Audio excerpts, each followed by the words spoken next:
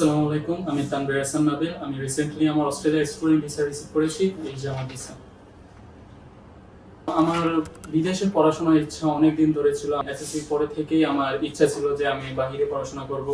তো আমি আমার এইচএসসি 2024 সালে দিয়েছি এবং সেখানে আমি A+ পেয়েছি সায়েন্স ব্যাকগ্রাউন্ড থেকে।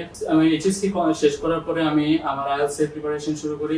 IELTS এর প্রিপারেশনের মাঝামাঝিতে আমি কিছু এজেন্সিতে যোগাযোগ করার চেষ্টা করি, যে বড় বড় এজেন্সিগুলো আমি ওদের সাথে কন্ট্যাক্ট করি, কিন্তু ওদের সাথে কন্ট্যাক্ট করে আমি বিশেষ ধরনের কোনো হেল্প পাচ্ছিলাম না, কারণ আমার কিছু ডকুমেন্টেশনের শর্টস ছিল। তো তখন আমি আমার এক বড় ভাইয়ের মারফত আমি ইউরোপিয়ান ইন্টারন্যাশনালের নাম জানতে পারি। ইউরোপিয়ান ইন্টারন্যাশনালে আমি এসে ওদের সাথে কন্ট্যাক্ট করি, কনসালটেন্টদের সাথে কথা বলে আমি আমার সমস্যাগুলো বলি। তারা আমাকে অ্যাসিওর করে যে তারা এই ডকুমেন্টেশনে যে আমার গ্যাপগুলো আছে তারা আমাকে ফিল আপ করতে হেল্প করবে। যে সকল ইউনিভার্সিটি আমার জন্য ভালো হবে সেই সকল ইউনিভার্সিটি চয়েসের ক্ষেত্রে আমাকে হেল্প করেছে।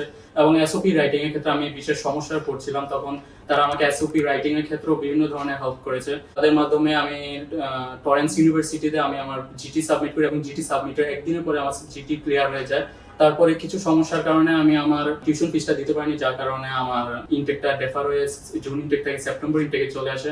তারপরে আমি আমার টিউশন ফিস ম্যানেজ করার পরে আমি টিউশন ফিসটা সাবমিট করি এবং সেপ্টেম্বর ইনটেকের জন্য আমি আমার সিইটাও সাবমিট করে দিই। তারপর আমি আমার ভিসা লঞ্চ করি 24 জুলাই 2025। বায়োমেট্রিক ছিল 27 জুলাই এবং মেডিকেল বা 27 জুলাই ছিল। তারপর সকল কাগজপত্র সাবমিট করার পরে আমি ওয়েট করি।